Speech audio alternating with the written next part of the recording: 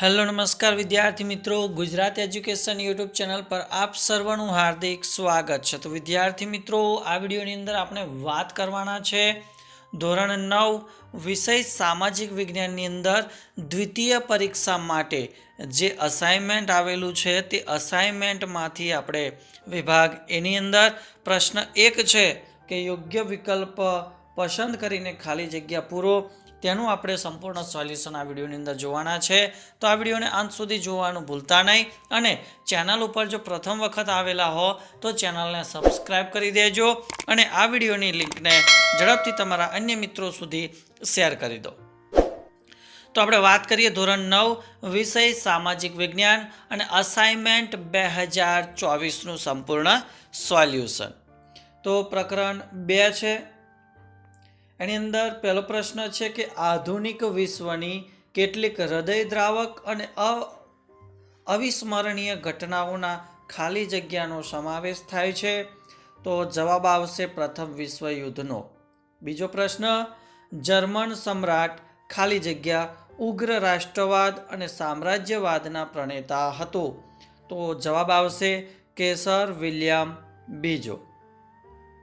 ત્રીજો પ્રશ્ન છે કે રશિયામાં 22 જાન્યુઆરી 1905ના દિવસને ઇતિહાસમાં ખાલી જગ્યા તરીકે ઓળખવામાં આવે છે. તો જવાબ આવશે લોહિયાળ રવિવાર. 19મી સદીમાં ખાલી જગ્યા એશિયા અને આફ્રિકામાં વિશાળ સામ્રાજ્ય જમાવ્યું હતું. તો એ આવશે ઇંગ્લેન્ડે. ત્યારબાદ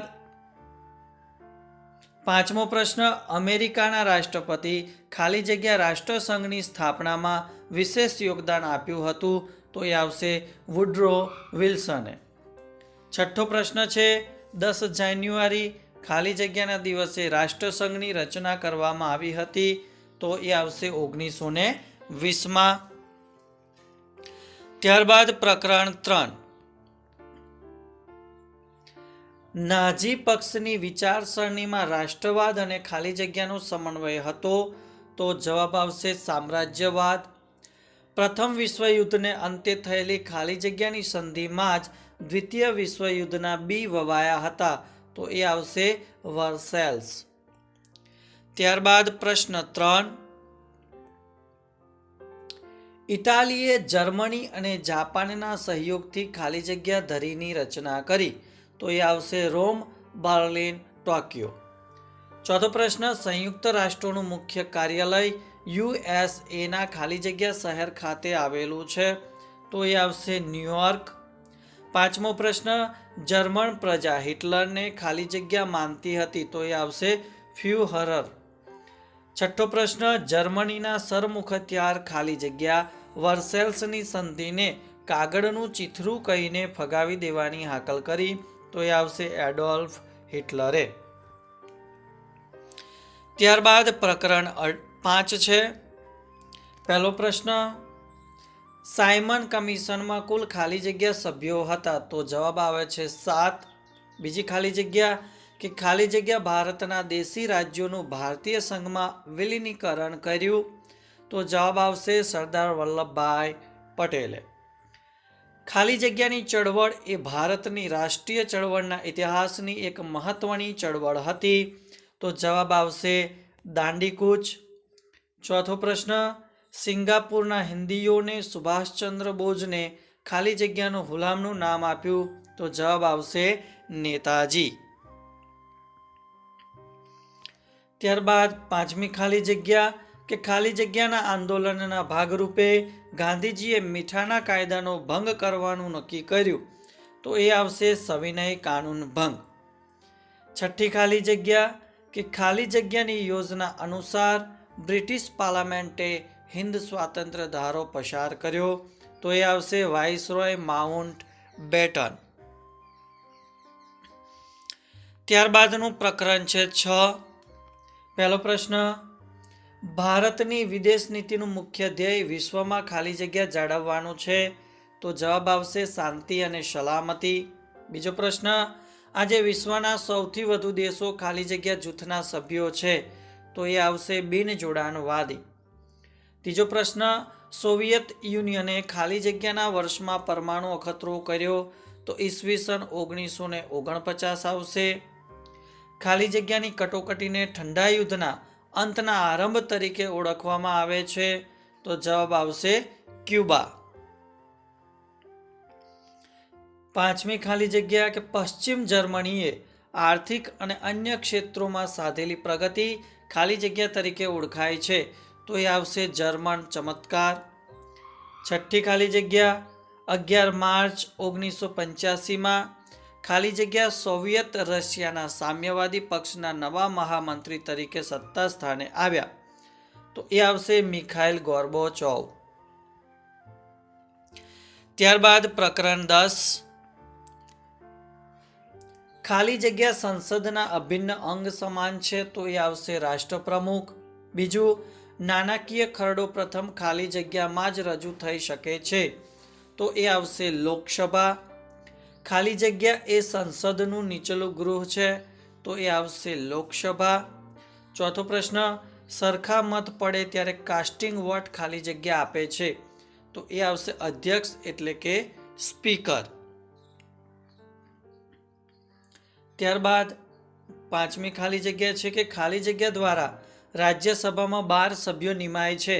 તો જવાબ આવશે રાષ્ટ્રપ્રમુખ દ્વારા. રાષ્ટ્રપ્રમુખની ગેરહાજરીમાં ખાલી જગ્યા ફરજો બજાવે છે. તો જવાબ આવશે ઉપરાષ્ટ્રપ્રમુખ. ત્યારબાદ પ્રકરણ 11 વડી અદાલત ખાલી જગ્યા અદાલત તરીકેનું સ્થાન ધરાવે છે. તો આવશે નજીરી અદાલત.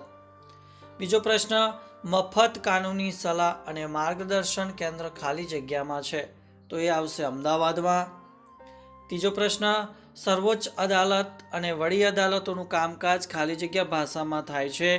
તો એ આવશે અંગ્રેજી ભાષામાં. ચોથો પ્રશ્ન કે સર્વોચ્ચ અદાલતના ચુકાદાઓ અથવા નિર્ણયો કાયમી ખાલી જગ્યા ગણાય છે. તો કે દસ્તાવેજો ગણાય છે. પાંચમો પ્રશ્ન, ગરીબો અને શોષિતોને ઝડપી અને સસ્તો ન્યાય આપવા માટે ખાલી જગ્યાની રચના કરવામાં આવી છે. તો જવાબ આવશે લોક અદાલતો. છઠ્ઠું છે કે ભારતની સર્વોચ્ચ અદાલત ખાલી જગ્યા શહેરમાં આવેલી છે. તો એ આવશે દિલ્હી શહેરમાં આવેલી છે. ત્યારબાદ પ્રકરણ 16 પહેલો પ્રશ્ન, દુનિયાનો સૌથી વધુ વાર્ષિક વરસાદ ખાલી જગ્યામાં પડે છે. તો એ આવશે ચેરાપુંજીમાં. બીજું, પૃથ્વીના ધરીનમનને કારણે ખાલી જગ્યા થાય છે. તો જવાબ આવશે ઋતુઓ. ત્રીજું છે કે બે અક્ષાંશો વચ્ચે આશરે ખાલી જગ્યા કિમીનું અંતર હોય છે.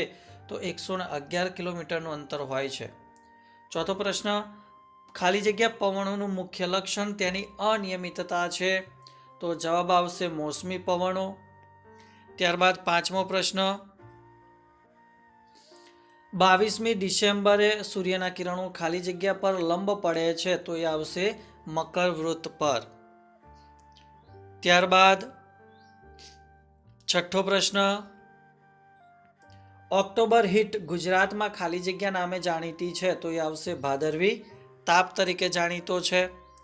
પ્રકરણ 17 કે ચીડના રસમાંથી ખાલી જગ્યા બને છે. તો એ આવશે ટર્પેન્ટાઇન.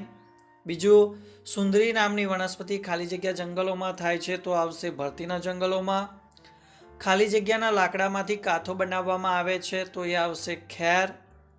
ગુજરાતમાં આશરે ખાલી જગ્યા ટકા જંગલો આવેલા છે. તો આવશે 10% જંગલો આવેલા છે.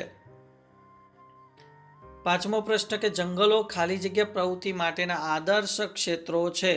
તો એ આવશે સાહસિક પ્રવાસન. ભારતમાં લગભગ ખાલી જગ્યા જાતના વૃક્ષો વ્યાપારી દ્રષ્ટિએ ખૂબ ઉપયોગી છે. તો એ આવશે 450 જાતના વૃક્ષો આવશે. ત્યારબાદ પ્રકરણ 18 પહેલો પ્રશ્ન, વેળાવદર કાળિયાર રાષ્ટ્રીય ઉદ્યાન ખાલી જગ્યામાં આવેલો છે. તો એ આવશે ગુજરાતમાં. બીજો પ્રશ્ન, ભારતમાં એશિયાઈ સિંહો માત્ર ખાલી જગ્યાના જંગલોમાં જોવા મળે છે. તો એ આવશે ગીર. ત્રીજો પ્રશ્ન કે નિકોબારી ખાલી જગ્યા એ નિકોબાર ટાપુમાં જોવા મળતું દુર્લભ પક્ષી છે. તો એ આવશે નિકોબારી કબૂતર. ચોથો પ્રશ્ન કે દચીગામ રાષ્ટ્રીય ઉદ્યાન ખાલી જગ્યામાં આવેલો છે. તો એ આવશે જમ્મુ કાશ્મીરમાં આવેલો છે. ત્યારબાદ પાંચમો પ્રશ્ન છે કે કચ્છના મોટા રણના જળપ્લાવિત ક્ષેત્રોમાં ખાલી જગ્યા જોવા મળે છે તો એ આવશે સુરખાબ. અને ભારતમાં પક્ષીઓની આશરે ખાલી જગ્યા પ્રજાતિઓ છે તો 1230 પ્રજાતિઓ છે. તો વિદ્યાર્થી મિત્રો ધોરણ 9 અને દ્વિતીય પરીક્ષા માટે જે અસાઇનમેન્ટ છે 2024ની પરીક્ષા માટે, તો તેમાંથી વિષય સામાજિક વિજ્ઞાનની અંદર વિભાગ એમાંથી આપણે ખાલી જગ્યાઓનું સંપૂર્ણ સોલ્યુશન નિહાળ્યું. તો ચોક્કસથી વિડીયો ગમ્યો હશે તો લાઈક કરજો, આ વિડીયોની લિંકને તમારા અન્ય મિત્રો સુધી શેર કરજો અને ચેનલને સબસ્ક્રાઇબ કરી બાજુમાં આપેલ બેલને પ્રેસ કરી દેજો, જેથી આવનાર તમામ નવા વિડીયોની નોટિફિકેશન સૌપ્રથમ તમારા સુધી પહોંચતી રહે. તો ભાગ 2ની અંદર આપણે મળીશું. ત્યાં સુધી જય હિન્દ, જય ભારત.